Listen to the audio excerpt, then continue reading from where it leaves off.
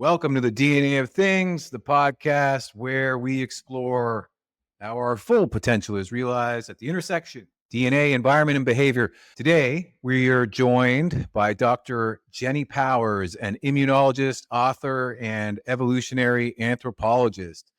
Dr. Powers is the co-author of On the Origin of Being, a groundbreaking book that delves into how evolutionary behaviors shape our well-being in the modern world. Together, we discuss the profound connection between ancient practices and modern health, offering insights that could transform how we eat, sleep, and live for better health and longevity. In this episode, Dr. Jenny Powers and I explore the foundational pillars of human health, sleep, nutrition, work-life balance, and our relationship with nature. We dive into our ancestors' lifestyles and how these lifestyles provide a lens for solving today's health challenges. And we discuss practical strategies for aligning modern life with our evolutionary blueprint. You'll gain actionable insights into resetting your circadian rhythm, optimizing nutrition based on ancestry, and embracing small, sustainable lifestyle changes that can dramatically improve your well-being. Whether you're 20 or 70 or heck, younger or older, this episode offers tools to recalibrate your health, your journey, and rediscover vitality. Dr. Jenny Powers is an immunologist, athlete, and author, having co-authored On the Origin of Being, a book that explores evolutionary origins of human behaviors and how they shape our well-being today. Her work combines scientific research with personal experiences, reflecting on her broad understanding of both biological science and human nature. Her personal journey from collegiate athlete to scientist and mother deeply influences her perspective on health, vitality, and modern lifestyles. And so today, we are going to dive into On the Origin of Being. Welcome, Dr. Jenny Powers. Thank you so much. It's great to be here. I'm excited. Well, so am I. I mean, I have been, frankly, just captivated by the topic of evolution ever since I can remember. Well, I'll tell you, when I certainly can remember, was in in grade 12 or grade 13 biology class. And my biology teacher was asking everybody to kind of feel the tops of their head. And she said, does anybody feel like a ridge on the top of their head? And everybody's like, no, no, no. And I was like, I don't know, I kind of feel a ridge. And she's like, good, because if you did, you'd be a gorilla. And uh-oh. So I don't know what she meant by that, but it definitely got me thinking. I mean, I have more Neanderthal DNA by comparison, and based on my ancestry DNA analysis, 23andMe gene analysis.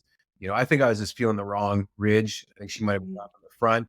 But, just this whole notion of, Neanderthal man coexisting with Homo sapiens. There's the book Sapiens. There's the work by, I'm gapping on her name. Oh my God. Kate Shanahan's work on nutrition, the evolution of and societal practices as a result of the gregarian culture. Practices, shifting from hunter-gatherer, food processing, all those things, environmental things that have changed so quickly, but yet our DNA has not changed so quickly. And I think, that's one of the things that has jumped out to me thematically in your book, this notion of us, living perhaps ahead of our DNA, if that makes sense. And not I would agree. Yeah, but It's like we got ahead of ourselves. a little Actually, bit. yeah, our lives are living ahead of our bodies for sure. Yeah, right. So I'm really interested in to dive into some of the things that came out of this thematically. But tell me a little bit about the journey in science writing. First and foremost, I mean, how does a book come out of nothing? That's a really good question. So my training, I was actually at the University of Colorado. I'm a chemical engineer. And so my first job out of college was engineering. I was always a science math geek, I guess. But then I worked for a company that made heart-lung machines for open heart surgery. And they had everyone go and watch an open heart surgery. And it was the most amazing thing I have ever seen in my life. Like, you could see the heart sitting there. You can see the work they're doing on it. And I decided probably then and there, I was only an engineer for a year before I went back to school. I wanted to get into biology. And so I ended up being back up here in Colorado, at the University of Colorado again, in the immunology and microbiology program.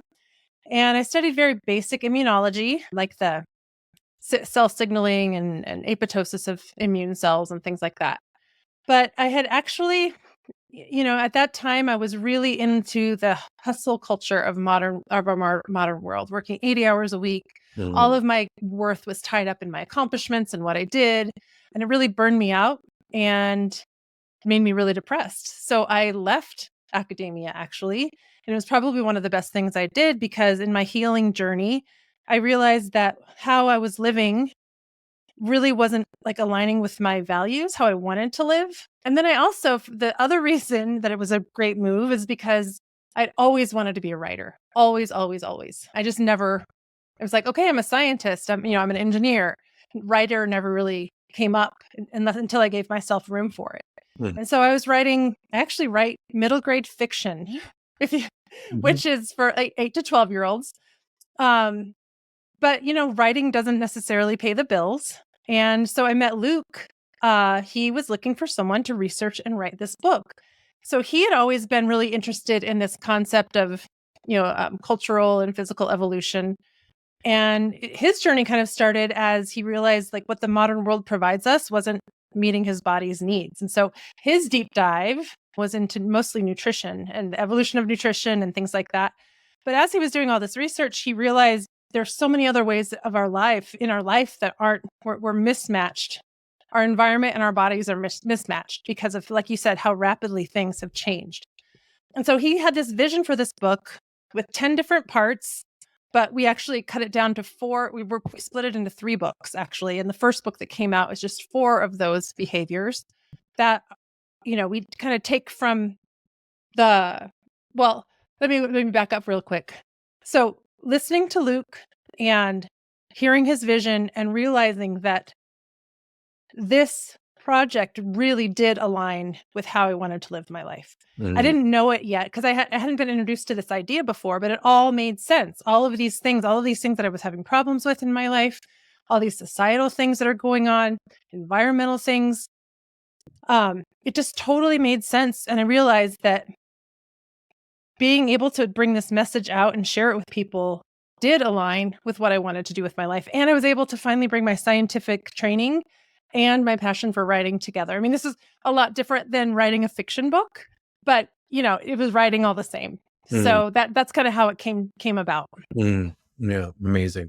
Yeah, so you talked about this initially going to be, a deep dive into 10 aspects. You said 4. If I was going to recall just from the analysis I did, there's sleep, there's, realigning our relationship with nature, there's human nutrition and called sociability, and then this reverence for nature and and then work and rest. Work and rest, right?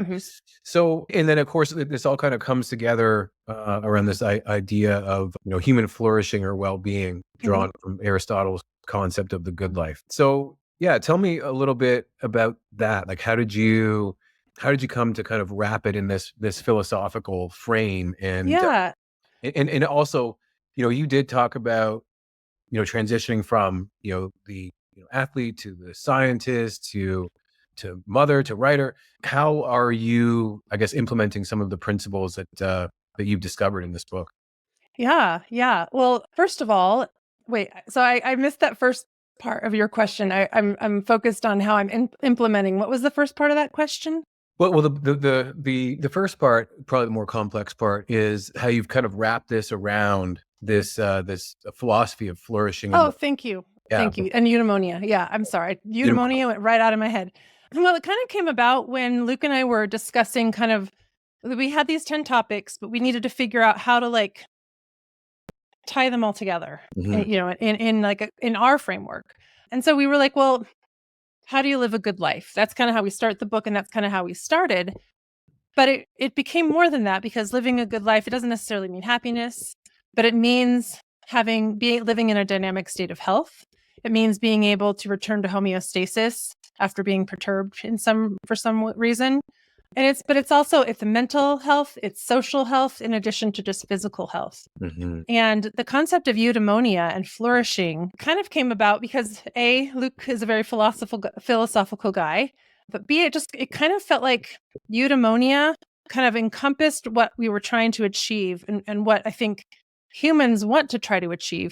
Eudaimonia doesn't mean happy all the time. It doesn't mean you don't have downs, but it means that you have the ability within your environment to do the things you want to have the relationships you want to do the work you want to have, and to be able to kind of just bring your whole life together into one like purpose, I guess. Mm-hmm. And we'd also read too that this concept of eudaimonia is kind of living how we're intended to live.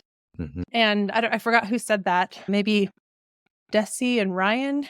It's in the book. But they said, this concept is living the way we were intended to live.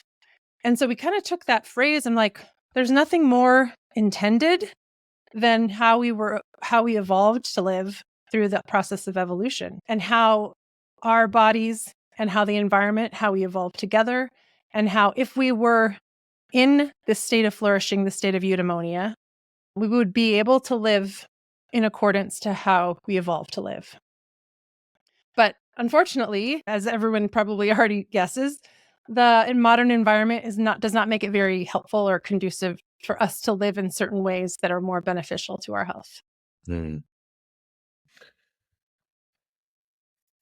Yeah.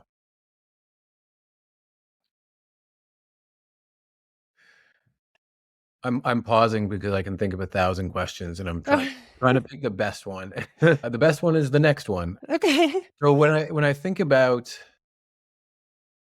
who, I mean, we can't help but get philosophical in this conversation, as much as there is like a scientific process underpinning Mhm. evolution.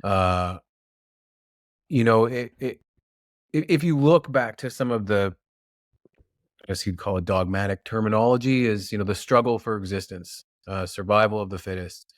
Even this distorted notion of progress that Stephen Jay Gould dives into with conviction that there really is no progress. Like Mhm. what like the most how is the most what is the most sophisticated species? Is it the human being with its elevated consciousness, or is it the single celled bacterium? Because in practice they've both been around for the same period of time, Mm. subject to their own trials and tribulations. And so just this idea of being out of sync with who we are evolved to be.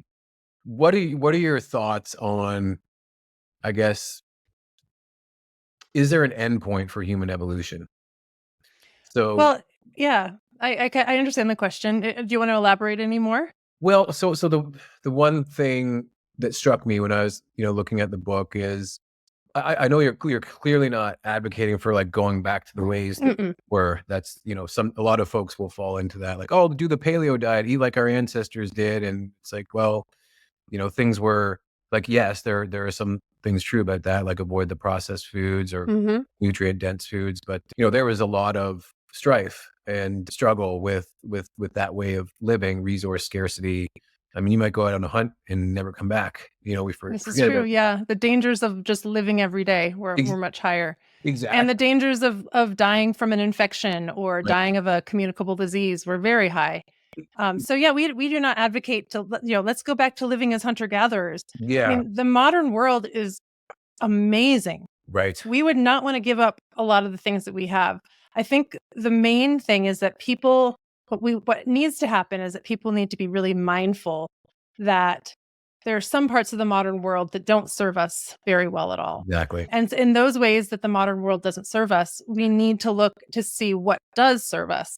And because we have this evolutionary history, because we lived as hunter gatherers for hundreds of thousands, if not millions of years, that was such a stable adaptation of how we lived. right, And it's the period of time in which human brains and our bodies evolved. right, Looking back to that time and how they lived, how our ancestors lived, might be just if we can bring some of those things back to now, right. up to now, and bring them into the future so we can meld those two things together. Um, So we'd have the benefits of living in more of a way in which we evolved, and the benefits of modern technology and life. Right. So I really think that, yeah, I mean, it's very romantic to think like, oh, let's go back and let's hunt and gather for our food. And Mhm. while some people like hunting and a lot of people really like gardening, Hmm. it's not practical for a lot of people. So we want to bring those things back into forward into our modern life, because like we were talking about before, our DNA really hasn't changed that much. We have not really had as much evolutionary pressure, I guess you could say. Mhm. And it's almost as if human intelligence and creativity and things like that, we've kind of been able to bypass genetic evolution, because Mhm. genetic, evolution, survival of the fittest, that's also kind of a misnomer. People think, oh, well, I'm much more strong, I'm fitter than you, I'm better than you. Mhm. But really all that meant was that you survived in order to pass your genes on. You Yeah. survived long enough to be able to pass your genes on. Right. So that a fit organism or a fit species is one that is healthy enough to reach the age of reproduction, so their Right. genes could be passed on. And so, but like I said, once we had that agricultural revolution, and then especially now with modern medicine that keeps us alive longer, Yeah. there are lots of, we are not facing these evolutionary pressures. And we use our creativity, our intelligence, and our culture to solve evolutionary problems without having to wait for our biology to catch up. But kind Right. of like we were saying, we've way overshot in a Mhm. lot of places. Right. We've used our technology to make this amazingly abundant, like super abundant food supply. Mhm. But we've also used all this technology to process it, and let's extract the sugar and the flour and the oil, and then let's make food out of that stuff, and then let's give it to people and they'll eat it. That's getting way ahead of ourselves. We did not evolve Mhm. to eat those things. And so kind of in the hunt to try to solve some nutritional problems, like hunger and getting enough food for people, we went way past what we needed to do. Yeah. Using our technology. 100%. Okay. This is awesome. So I've got three burning topics that have come out of this, and you can choose your favorite one. But I'd like to definitely hit all of them before the end. Okay. So number one is this notion of Lamarckian evolution, right? And so what we understand about evolution is that, well, the acquired traits in a lifetime are not transmissible, like through the genetic code, right? But I think what we're seeing in some of like the methylation, the epigenetics, it's, well, actually acquired characteristics are passed on. Gene expression profiles are passed on, as evidenced by the Dutch hunger famine. If you were born in that time, your children would manifest phenotypes that were paranoid schizophrenia and obesity, which makes sense during times of starvation and imminent life-threatening Right. risks every day. So yeah, there's a little bit there on the epigenetics, in that actually our rates of evolution are really fast. And this is kind of throwing back to that Lamarckian evolution, which was thrown out in around the time of Darwin. And then it's further amplified by, call it cultural transmission, or the idea of memes, which you probably come across in Richard Dawkins, actually, his book, The Selfish Gene. He coined the term meme, right? So it's like these ideas that get passed on. And so like we don't, like our children won't have to go back and use stonecutters tools or the original wheel. Like they'll have the internet, etc. So They won't have to go back to using dial-up right. internet. Won't even know what it is, hopefully. Right. Yeah. And then maybe the third one is like nutrition. That might be like a really good jumping off point, because what you said is this processed food is essentially this refined energy source, but stripped of its nutrients actually leads to stripping the body of its key nutrients and key structures. And so yeah, maybe we would talk a little bit about what's the solution to that. And then, let's maybe dive into some of the epigenetic and meme discussion, and see if we can build from nutrition. Yeah. Well, kind of nutrition and evolution, people have to understand that they went together, right? If we were going to have an adaptation, genetic adaptation that made our brains bigger, we would need a nutritional adaptation to supply what that brain needed, Right. In order for that person to, the bigger brain person to live, to pass their genes on. So nutrition and evolution are very closely tied together. So that's important for people to understand.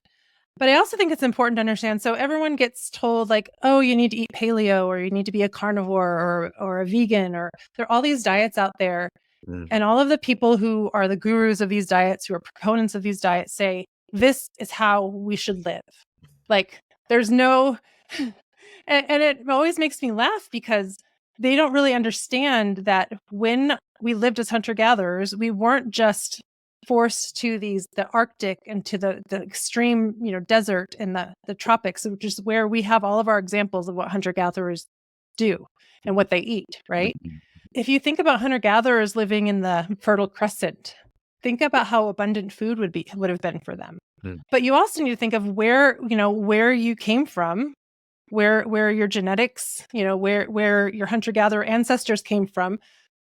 Right. It totally changes, what you would have eaten, and maybe what your body, in terms of epigenetics and maybe those kinds of things, or even some localized genetic evolution, the different kinds of foods that your body can handle. So in the Arctic, people ate 95% animal products and very little carbohydrates because it wasn't available to them. In like more tropical areas, maybe they ate 80% plants and 20% animal products because that was what nature gave them. Our hunter-gatherer ancestors could only eat what nature provided them and what they could figure out how to capture, harvest, process, and eat. And so when people are like, there's only one way to eat, I like to say, well, there's so many ways to eat, and it's all dependent on the person, their genetics, their epigenetics, and where they came from. Also, just what makes their bodies feel better. What works for somebody, one person is not going to work for somebody else necessarily. But what I can say about all those diet people, diet gurus, is that they may argue to the death about what people should eat, but they can all agree about what people should not eat. And that is the processed food. We did not evolve. I mean, we, as hunter-gatherers, yes, we processed foods. We needed to make them easier to chew. We needed to make them easier to digest and absorb. And so processing, cooking, grinding, soaking, all of those things that our ancestors, how they processed food, we needed it to totally be able to get absorbed better. Oh my gosh, I lost my train of thought. Processed food. What processed? Oh, thank you. Thank you. Sorry. So yeah, our ancestors did process food. Oh, but they did not process out they ate the entire food still. Right. They ate the germ and the bran and the husk of any kind of grain. They ate the peels, the seeds, the nuts, the everything of their plants. They ate all their plants, unless, they needed to process some things out or cut some things out. In terms of animal products, tip to tail, they utilized and ate the organ meat and the connective tissue and, the brains, the livers, all of these things. And so they didn't pick and choose what parts of the food they ate. They just ate the whole food. And people would totally agree that we should not eat the modern, highly industrialized, ultra-processed foods, because nowhere in our evolution, like I said earlier, did we encounter, just refined sugar. We never ate just refined sugar. We never ate refined flour. We never ate all of these refined oils, much less all of them together without anything else, without any other nutrients added. Right. And so really the take-home message for nutrition, I think, well, there's a couple. One, there's no diet that's going to work for everybody, but that's evolutionary because we lived everywhere. And two, we should really cut back on the foods that we should not eat. The ultra-processed foods, I mean, if you think about it, artificial colors, flavors, sweeteners, preservatives, trans fats, all of these things are human-made. And our bodies and our cells never encountered these configuration of molecules, Right. and so our bodies don't know what to do with them. And a lot of those coping mechanisms lead to disease. Mm. It's funny you say that. I, done a bit of an audit on the grocery stores, and I've developed just this own survival mechanism for my, my own health and the health of my family. Yes. Whereas I just go and I classify the products in the grocery store as either food or entertainment, right? Entertainment for your mouth. Right. Which what it basically is. Yeah. Well, and it just makes it a lot easier, to be more discerning, because it is tough. Like a lot of the, packaging is, very greenwashed, let's say. Oh gosh, yes. And you want to speak about, playing to your evolutionary origins. It's like, yeah, well, they're colored in such a way to grab your attention, right? And to pique your interest. I'll tell you just like a personal story. My wife, she's a holistic nutritionist, actually. Oh, cool. Yeah, yeah. So she's like a great kind of counterbalance to my more like synthetic thinking. Like I was much more like molecular biology, like a big fan of like food science in terms of what it might mean in terms of food supply. But we've really found a nice middle ground in terms of Mhm. technology plus the holistic thinking. And she's like yeah, I mean, she's formally trained in this, and then we had our daughter. Well, actually, she just turned 1. Oh, cool. Yeah, this past weekend, and I'll tell you what was really tough was, we just had problems with milk supply, because we were navigating a lot of stress at the time, Mhm. lost a family member, and there's just a lot of stuff going on, and so our daughter Brooke, she wasn't gaining weight, and fell from like the 12th percentile down to like the first percentile, and then we're getting concerned, and you can imagine Kristen's dismay when the Mm. doctors are like, well, you got to get on this formula, and here's the formula we recommend, and then we look at the ingredients in the formula, and it's like all these seed oils, it's got soy, it's just the most suboptimal combination of nutrients that you could imagine for a growing and developing human. And, on one hand, I'm like, how is this even allowed? But then on, the other hand, it's like, it really pointed to me the difference between, optimal nutrition and survival, Mhm. right? And Exactly. now thankfully we were able to find a source that we felt we didn't need to compromise on. I think it was a New Zealand company. I think it was a goat's milk, but it was all natural ingredients.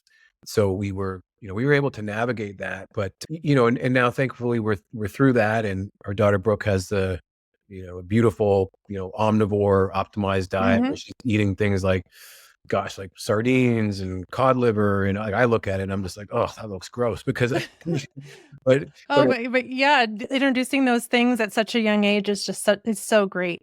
yeah, but there is that, like, that challenge of, Mhm. because we got to consider like food security and food Yeah. accessibility and all that. And so, a lot of our, call it solutions, technology solutions are for like, I guess more of like a population health versus, individual health. But then, you look at the health crisis that we're dealing with now, like the obesity epidemic, Mhm. call it pandemic. So yeah, it's how do you balance that kind of globalization, I guess, is like one of the other things I was thinking about in reading your book is, you've kind of got these like localized regions of interaction, but then you've got, essentially communities that are growing, more broadly, Exponentially. exponentially. And so, how do you scale quality? I mean, there's Right. Well, yeah. that's the issue, I think, that what we're talking about now, the choices that like you made with your family and the choices that I make to try to eat more whole foods, more fresh foods, things like that.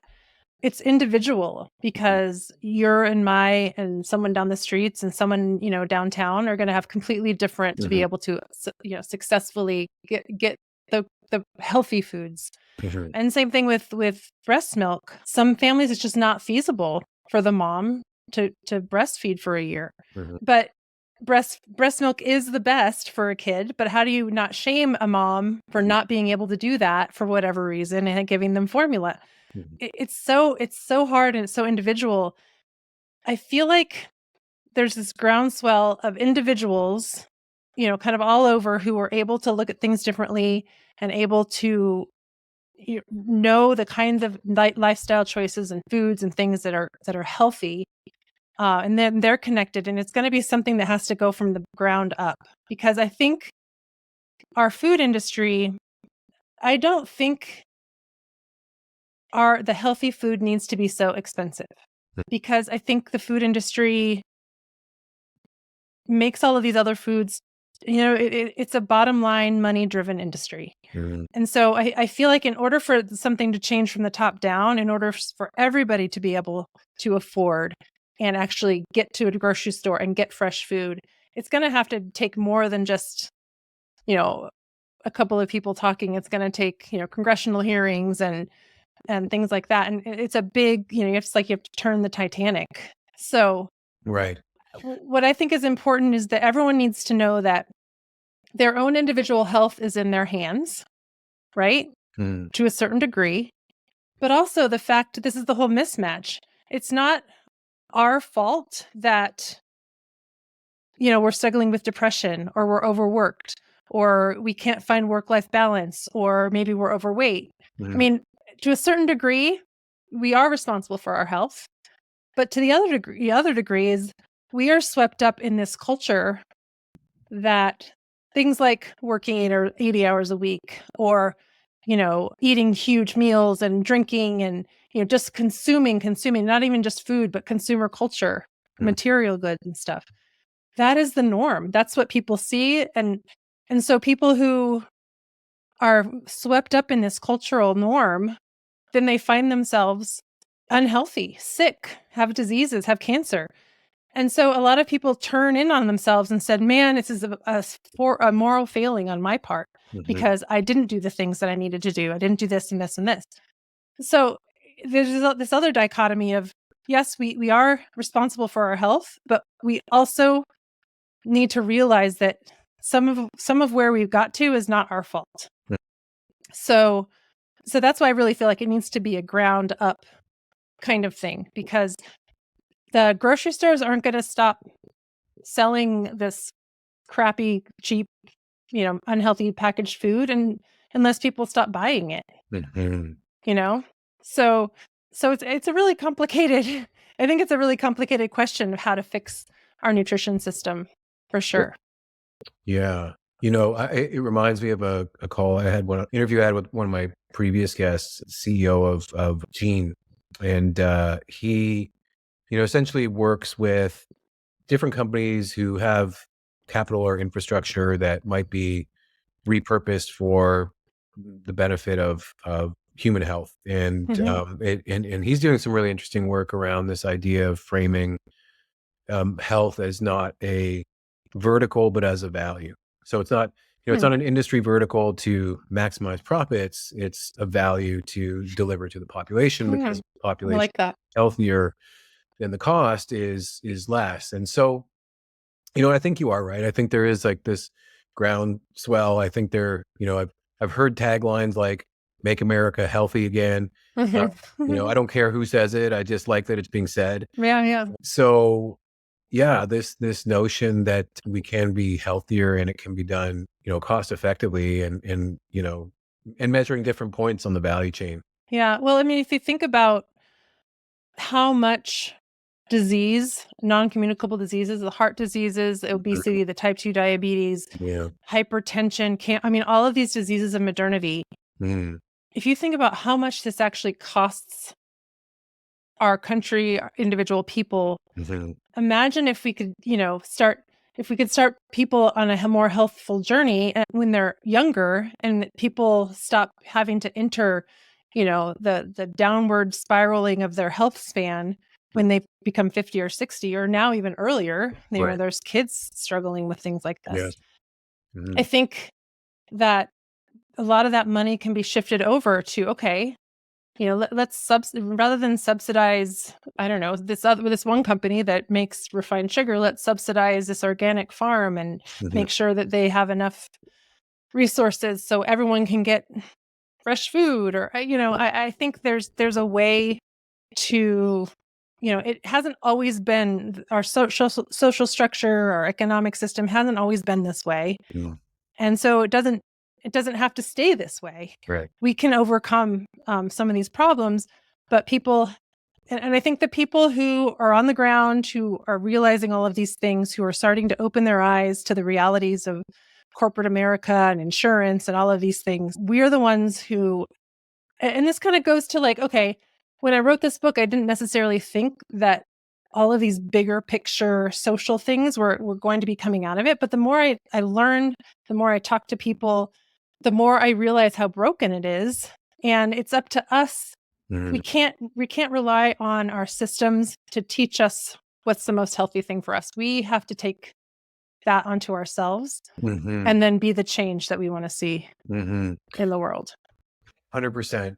So one of the other questions I wanted to touch on was this notion of epigenetics. And I think one of the best ways to kind of triangulate on it is to talk about sleep and circadian rhythm, because, what we see, epigenetically, like what's starting to be measured, which is interesting with all these different new methylation tests or things like biological age or stress. But you can actually even measure now, according to folks' methylation epigenetic profiles, whether or not they smoke. Wow. Yeah. So, let's accept that, sleep is probably one of the Cornerstones of health. cornerstone, highest leverage force multiplying points for longevity. Mhm. So all these folks who are, obsessed with reducing their biological age, it's going to come back to how do you optimize your sleep, and then this whole motion of circadian rhythm. So really interesting to hear, what you found, in your research there, and, what you now leverage and what other folks could leverage based on your learnings, and, honoring the circadian rhythm. And I'm sure there's a Yeah. little bit to do with like work-life harmonization as well. So let's riff on that. Yeah. Yeah. Excuse me. So if you think back to our hunter-gatherer ancestors and actually all life before we had artificial light, Mm, the only light we would get was when the sun was up. And when the sun went down, it was moonlight. mm, Or once we had fire, it was firelight. mm, And we were completely and utterly in contact with nature at all times. So when the sun came up, we would get up.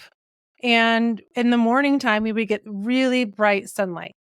And that bright sunlight is, it's called the trigger or the entraining. It's the best thing to entrain your circadian rhythms, which means to reset every morning. mhm, So we would have really bright light. And then as the day went on, we'd have less and less and less light. And then at night, we wouldn't have any light. And so the circadian rhythms that started here and with really bright light, when the sun went down, they were already going on the pace that they needed to go. So, okay, now that the sun's down, let's upregulate melatonin so we get sleepy. Let's downregulate cortisol. And then that would allow us to fall asleep. And most hunter-gatherers probably fell asleep a few hours after sundown, because those hours around the fire are really important for social learning. And mhm, so anyway, so we didn't go to sleep when the sun went down. We went to sleep a few hours after the sun went down. And then the next morning you'd wake up and have bright sunlight and it would start all over again. And so the experts that I talked to about circadian rhythms, it wasn't necessarily that our ancestors slept more than we did. It was that they were exquisitely attuned and entrained to the patterns of light and dark of the planet. mhm, So they were always in this cycle, and their cycles were reset every morning. But if you think about what's going on right now, when we wake up, we turn on our lights in our house. And so if this is like bright sunlight, we get about, this twilight level of light in our house. But then we get that same level of light all day because a lot of people don't go outside, or they're at work before the sun rises. So, but then as daylight was falling for our hunter-gatherer ancestors, we still have this same amount of light. So we are always in this constant twilight existence. Our circadian rhythms have no idea when to reset and to start over. And so our hormone production and our circadian rhythms control so much of our cellular processes, but especially for sleep.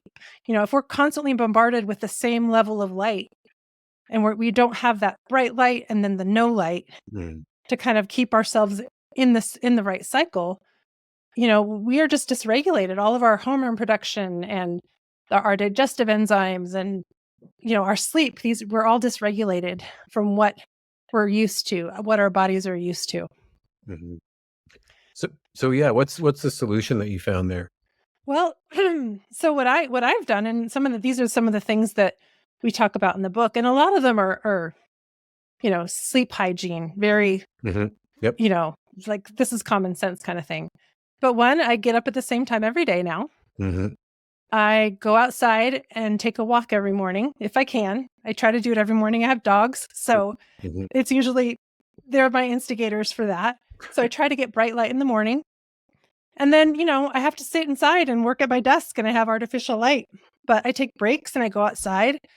And then once, like at 4 o'clock, I have all of my devices set to go to the night shift or the red shift Mhm. because our circadian rhythms are most sensitive to blue light because that's the wavelength of light that penetrated the oceans. So there are lots of different ways for us to reduce the amount of blue light that we see. Hey, you got Our those too, eh? right? So you have these little glasses. Yeah. Yeah, totally. You have Yeah. all of our devices. You can reduce the amount of blue light. Mhm. You can change, your background so it's, rather than having a white background with black words, you can have a black background with white words. So Right. like you're getting less light into your eyes. Yep. Um and so and then I also I reduce the amount of light at night, and I really try to listen to my body and go to sleep when I need to go to sleep. Mm. I remember so many times, especially when I was in grad school and working so much, I would not get any sleep because I'd finally be home Mhm. and I'd be exhausted, but I'd be like, oh, but I want to watch my show and I need some downtime and I need to do this. So I'd stay up super duper late. And so then I wouldn't sleep. So I'm really trying to tune into my body. Mhm. So I know when am I hungry? When am I tired? And I need to try to honor those. And for the most part, I can. Now that my kids are older, it's a little bit easier. When you have young kids, it's really hard. Mm. But so yeah, wake up bright light, turn down the lights at night. I try to go to bed when my body's tired, when I'm ready for bed. And I try to wake up at the same time every day. Those are the things that I do. It sounds so simple, but it's not easy, right? Because I think, No. like as you just said, like we've trained ourselves, especially when we're younger, on this like kind of, well, I'm invincible, right? Mhm. And keeping that in mind with our evolutionary origins of say 10,000 years ago, it was rare that folks would live past 40. So, you're really, going all out. And nowadays you've got the notion that, you're invincible. At least I did. Like same with you when I was in grad school, I was like averaging 4 hours sleep and Mhm. and I was still competing on the track team. And I say averaging because I'd have I'd say I'd have an all-nighter at least once every 2 weeks, depending on, Oh yeah. yeah, Yeah. that's just kind of part of it.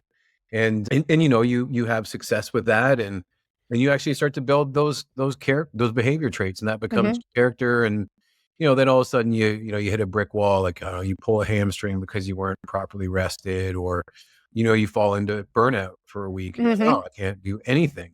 But the funny thing is, like, just this simple fix with these glasses, right? So I'm wearing Mhm. these red ones now, and then there's like a less Oh, yeah, I don't have those. yellow ones. Yeah, these are I think it's an Australian company called Barclays. They don't sponsor, so I don't make any money from saying that. But I put these guys on after like 6 o'clock, and I'm like, holy smokes, I'm like ready for bed by like Mhm. 8 or 9. Like I really did notice a difference. Installing dimmers in the house as well. Changing out your light bulbs to more of softer light. Redder lights, yeah, yeah. Yeah, more warm Yeah. lights. And, I Yeah. do notice, because I'm kind of northern hemisphere in Canada. In the summer, I need less sleep. Mhm. The sun is out, sun sets around 9:30, and, that's fine. It's like in the summer, I can do better on 6 than I would on 8. Like, 8's almost too much, versus the winter. Yeah, I'm definitely going to bed earlier and waking up a lot earlier. And, I'm blessed because I have I have flexibility in my schedule, and so I can, artificially put in all these healthy talking points that you're Mhm. on. I have the benefit like you of being an athlete, so I can really feel my body and into it. A lot of the things that I know work for me. But, on the extreme end of the opposite, I've worked a life in shift work, which is necessary for somebody. That's their way of making a living. It's necessary, but it's like, it's, the highest health risks associated with that living, that and like long haul trucking. And so it's like, wow, how can we bring, small behavioral optimizations to, those scenarios that are just always going to be suboptimal. Yeah. Well, I always think of it like, so probably a lot of people who are listening, and I've gotten into it, I've started practicing mindfulness and meditation. Right. And it's a practice, right? It's not all of a sudden like I'm going to turn on a switch and I'm going to be mindful and be able to meditate whenever I want. It's always a practice, even if I've done it for years and years and years. Right. And so I think people, in terms of lifestyle, they think, oh, I'm going to turn a switch and now I'm going to eat healthy all the time. Right. Or I'm going to turn a switch, I'm going to sleep better. Right. You have to take one or small change at a time, and you need to practice. You're gonna have to realize that you're gonna fail. You just have to, but if you fail, you don't give up. You just get back on the horse the next day and you keep practicing. And then if you can get into this practice, this habit of practice, and some of these things that you do change and get in the habit of doing, they will make you feel better. And that feeling better is going to give you motivation to make another change. Because once you start changing your body chemistry and your brain chemistry, because you are taking care of your body and you're taking care of your mind, it's amazing how much easier things become and how much clearer things become because you're feeling better. It's so much easier to make a change when you're feeling great than when you're feeling miserable. Because when you're miserable, it's too hard to make a change, but when you're feeling great, let's add more. So small changes, like you said, and really realizing that it's a practice, just like a meditation would be a practice.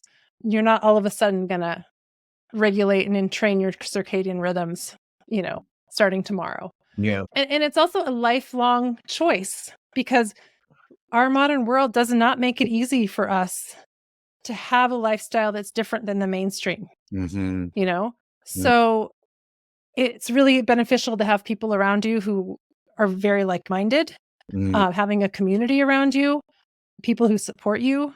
But it's also good to know that it's going to be hard. You're going to misstep, but you're going to have to just remake the choice the next day to live that way.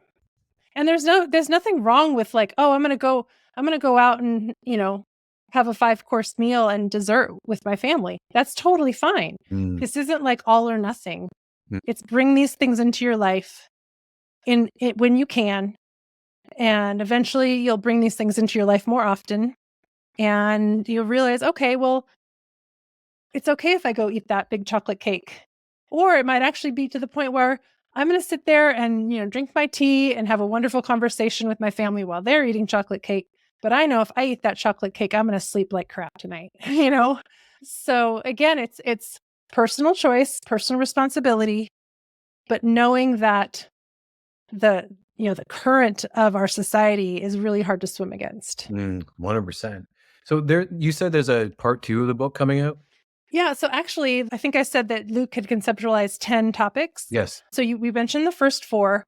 So it's interesting that when they said, split it into 3 books, we kind of had some natural breaking points. So we kind of feel like this first book with sleep, nutrition, work, and a relationship with nature, those are kind of like our basic needs. Right. The next book is going to focus on social groups, child rearing, and the sexes. So more like our social needs. And humans are very social animals. So this is a really important part of our health and well-being too. Right. And then the last part the last 3 topics are going to be the arts, religion, and spirituality, and rituals. Because all of those things are really important for human health too, because we are social animals. How do we reinforce those social bonds? And so that's the last, we call it like cultural needs, I guess. That's amazing. So you took the idea right from my head, because I was, thinking like the last topic that I wanted to hit was on this idea of like transmission of ideas, like through culture. And one of the things we talked about before we started the podcast was, Mortimer J. Adler is kind of like the godfather to the liberal arts degrees. And, he organized a series of the great books, or the great ideas, he even calls them. And there's 102 great ideas that he's organized into, basically the first two volumes of the great books. And so the great books span basically, focused on Western civilization, basically like from Homer's Iliad, the Bible, all the way up to Einstein's theory of relativity. And so, here are all of these ideas that the great minds have been talking about for the last 3,000 years, and it's affectionately called the Great Conversation. And there is no idea discussed or considered more than the idea of God, right? And Mhm. so, the fact that you're covering that, I think is amazing. I really look forward to reading that. I'm tripping my way through some work by, William Durant's Story of Philosophy. And it's so hard not to get all consumed by the philosopher's ideas, right? And that you just like, there's like, Rousseau, like this return to nature and that we're good and go to the Garden of Eden and we'll be fine. It's like, that sounds really attractive, but not true. Right? Right. So, um, Right. it's so easy to like be captivated by these ideas, by these, great philosophers that, actually it's funny. William Durant is a historian, and he would say, like, at the end of all his work, his philosophers are the most dangerous, people, because they have the power to affect a revolution. And of course, with revolution comes, change, yes, but there's all kinds of downside associated with it. Mhm. So, I'm really interested to see how your future book tackles that, idea of cultural transmission, and what are the key, universal principles and values that, are they're transmissible independent of our genes, right? Because Mhm. we talked the conversation, this conversation started about, basically how our environment needed to, through our nutrition, support the, needs of our brains, right?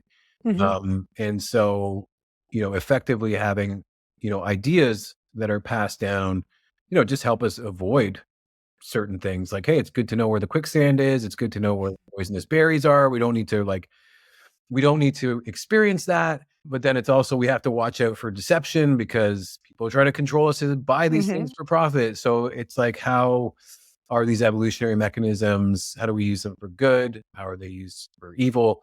Let's say, but Oh my gosh, it's really funny because I was going to recommend a book to you. mm, And it's actually the person who I would recommend to be your next guest. He's someone that we talked a lot to about sleep. His name's Dr. David Sampson. He's at the University of Toronto. okay, yeah, He's an evolutionary anthropologist wow, who also he studies sleep, and he's a primatologist too. But he wrote this book called Our Tribal Future, where mm, he talks about all of these things. mm, And it came out after I've like did a lot of the research for the social groups chapter. So I am going to be when I go back and revise all that stuff, I'm going to be incorporating a lot of his ideas and maybe interview him again, hopefully, mm, to kind of add some really good meat to our book.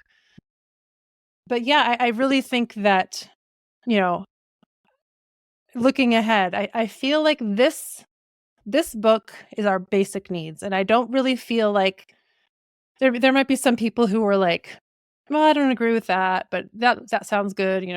I feel like the next book, and then especially the next book, are going to be a lot more, not necessarily triggering, but not necessarily controversial, but more, maybe I don't know, maybe provocative, provocative. That's a great word. yeah, That's a great word, because people are going to be like, no, that's not right. right, But it's interesting because the fact that they say that tells a lot about, what their social structure is like. And anyway, it was really fascinating to get into these other, like, deeper, more complex topics, but still trying to approach them from a scientific lens, from an evolutionary lens. Because, like you said, a lot of the stuff that we do and we transmit has nothing to do with our evolution. It's just stuff that's comes into our brains and our intelligence and our creativity, and we've passed it on through cultural transmission mhm, that might not actually be beneficial to us mhm, evolutionarily. yeah, So Yeah. I think those next couple of books are going to be interesting. The reception of them will be interesting to figure out. Yeah. I mean, it sounds to me like going to be a really deep philosophical journey for you. So on this book, the questions that we talked about at the beginning of the podcast here, it is, who really needs to, what we did, we talked through what the book is about, let's look at the 4 pillars. And then, there was a conversation of, who really needs to read this book or listen to this podcast? Like, who are we really speaking to? Yeah. Well, like you said, I feel like, it's never too late, no matter how old you are, to change your lifestyle habits, because your body will heal. Mm-hmm. Your body has this amazing ability to heal. Mm-hmm. But the group of people who I think need to listen to this are those 20, 30-year-olds who think that they're invincible and can stay up all night and can eat whatever they want, and they don't exercise, and they binge watch 12 hours of TV every weekend. I feel like younger people need to start learning about this stuff sooner, because a lot of people don't start making lifestyle changes until they start having issues and the seeds of those health issues. And so I really feel like, although we want everyone to read this book and listen to this podcast because it's never too late, I really think if we could get young people to kind of shift away, I think young people get really caught up in the cultural current. And so, and actually to young people are the ones who make change in the world as well. So I feel like the younger people we can get on board with this, the easier it'll be to like turn the Titanic, so to speak. Yeah, for sure. Well, but also just make their lives better. Right. So their longevity, our current lifespan is trending downward. Mm-hmm. This is the first time we've ever had a downward trending lifespan, and our health span is much, much lower than our lifespan. So I'm hoping that someone in their 20s and 30s, when they're our age or they're in their 70s, they're gonna not have the problems that we're having now. Amazing. And then the third question was, who is the guest that you would recommend?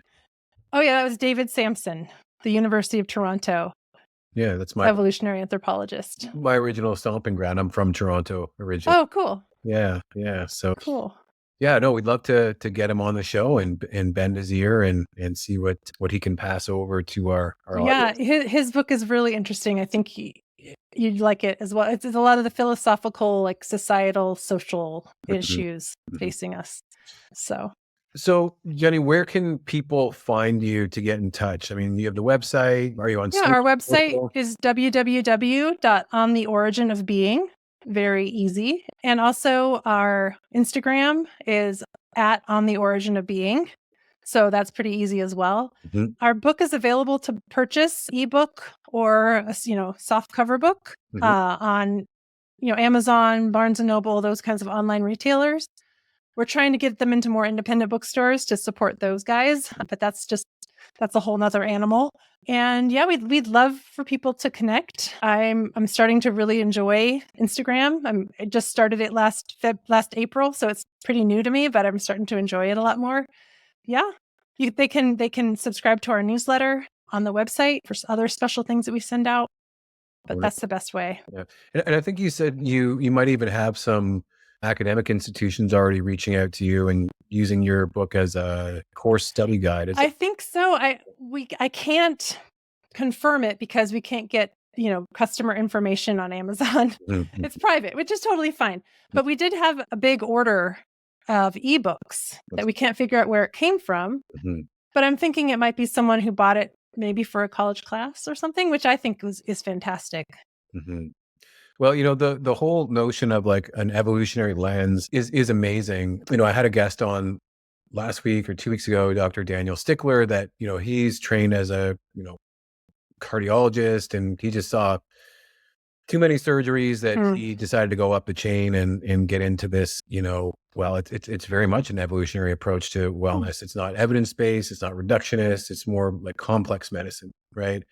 And an ecosystem approach to you, like the individual, and your evolution through time in this lifetime, but in the Mhm. context, obviously, of the species itself. So it's a really exciting time with, books like yours, bringing to bear the big ideas and thinking, in a harmonized, holistic way, but now also the technology to actually measure beyond our our brain's understanding. And actually, that was an interesting point that I wanted to maybe leave you with, or a request of for consideration of, okay, we started with these big brains. Are our brains going to get smaller because we're going to be dependent on technology for things? There actually is some evidence that our brains are getting smaller. It's not this, wide scale Mhm. studies or not, but I have seen some people, professors and people who study this kind of thing saying that our brains are getting smaller. Mhm. Because when we were, and I think we talk about this in the next couple of books, as hunter gatherers, we knew so much about everything. We Mhm. needed to know how to hunt. We needed to know how to gather. We needed to know how to take care of kids. We needed to know how to build structures. We needed to know how to interpret interpret the surroundings and the weather and the climate and where the animals are migrating to, and all of these little things that modern humans don't have to know anymore. We go to the grocery store. Mhm. We go to the pharmacy. Go, we go search on Google. We don't need to have institutional knowledge up to this point. We can just figure out on Google what we're going to know. Mhm. What's cool about modern humans though is modern humans more generally really laser focused, and they're really experts on one particular subject. Mhm.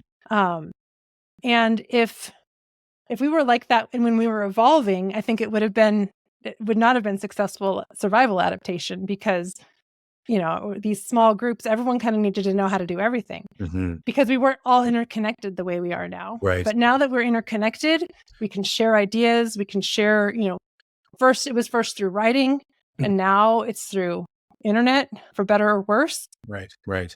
We can get into the reason why we've reached the technological advances that we have is because people have been able to specialize and deep dive into one thing, Right. and then collaborate with other people who've deep dived into other things and see where they intersect. Amazing. So Right. Well, so it sounds to me like maybe our evolutionary advantage in the end through this specialization needs to come back to this interdependence, for that, true synergistic collaboration.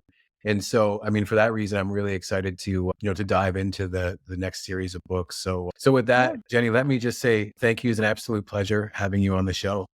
Thank you so much, Jeremy. I had a great time too. Thank you for tuning in to the DNA of Things. Today, Dr. Jenny Powers showed us how reconnecting with our evolutionary roots can unlock a healthier, more fulfilling life.